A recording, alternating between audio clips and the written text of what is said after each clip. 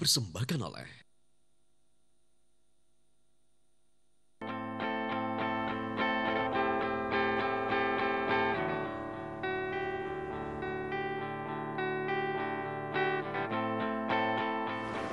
Welcome to India.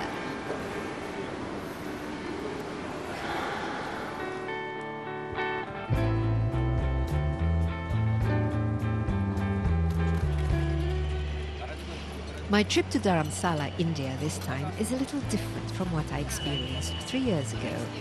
Other than being accompanied by some members of the Buddhist community from Jakarta, we all took the road from New Delhi International Airport straight to Dharamsala, located in north of India.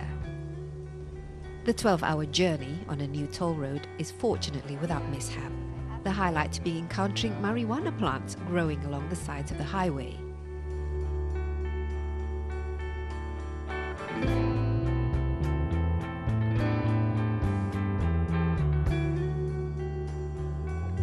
Leaving the Punjab province and entering Himachal, the landscape changes as our cars climb up steep hills on narrow winding roads, before finally getting us to our hotel in Dharamsala just before midnight.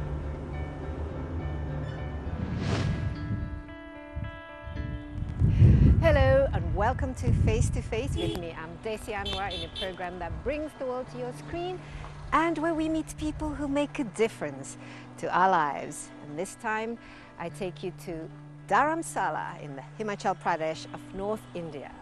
So join me on my journey here on Face to Face with Desi Anwar.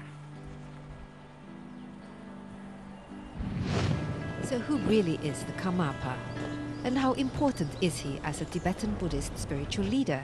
And what can we learn from his teachings? And what does he mean by saying that humans possess a noble heart, as he has written in his book? These are some of the questions I have in mind before I'm finally able to meet His Holiness, after a long and complicated process to get the permits from the local authorities. So here I am about to interview His Holiness the 17th Karmapa here in the Gyotu Tantric Monastery, and behind me is the temple, and I will be going in that direction. This is where His Holiness resides, and this is also a monastery where monks live here and study about Buddhism, and also this is where His Holiness receives many guests from all over the world. And I have to tell you, it has not been easy trying to get permission to actually see and interview His Holiness. So it's a very special opportunity for me to meet him.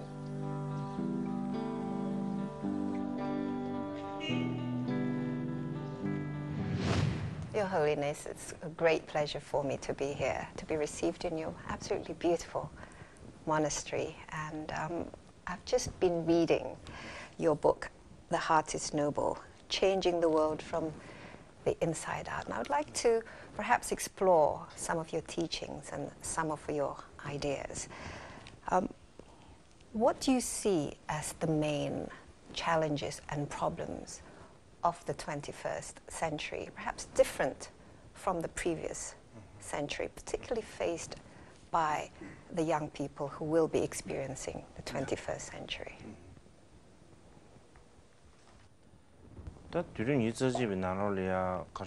In the 21st century, there is a tremendous material development, and as a result of that, people have the tendency to depend on this external material development as a possible cause for their happiness and well-being. The outer material world, or whatever appearances of development that is occurring, not at all reliable. And so in this way, once you put sort of all your hopes and aspirations for happiness and well-being in external material things, when there is tremendous changes in the way of ups and downs, then obviously it affects you and your state of mind.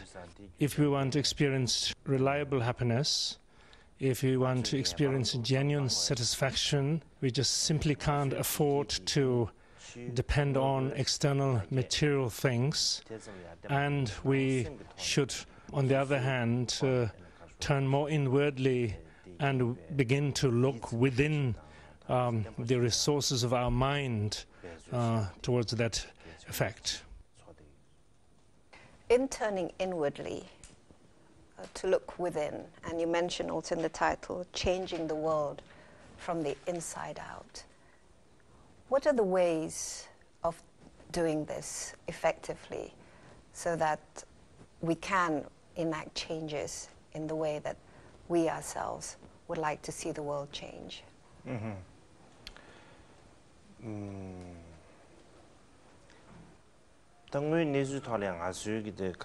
We have to be able to look at the sort of fundamental reality of the play of the world, not a matter of our own distorted perspective of the world. For instance, when it comes to our livelihood, that situations are dependent on so many conditions. In this way, if we are to experience relatively happy life, then we need to first appreciate that this is dependent on a number of circumstances, a number of situations. So because everything is occurring interdependently and not independently. So, for instance, if we want whatever happiness and well-beings, it is not dependent on only external things. That coming together of certain external things or conditions together is not sufficient at all. In fact, it is more importantly dependent on one's mental outlook. Our sort of very confused, myopic outlook is sometimes so if I can put some effort and energy into making quite a good deal of money, and then I have house together, ideal family together, all these external conditions, then I would be pretty happy. But realistically, that's not how it works. If one wants to be more realistic about it, then maybe more to do with how one addresses one's own state of mind. For instance, there's the need for openness of mind. There is a need for having a more sort of simple and realistic approach to things as opposed to complicated or complex approach. And so in this way, at the same time, allow the natural, the discerning potentials of the mind to become manifest. Given that, then maybe our sort of feelings, emotions in terms of what is really happiness could maybe begin to surface.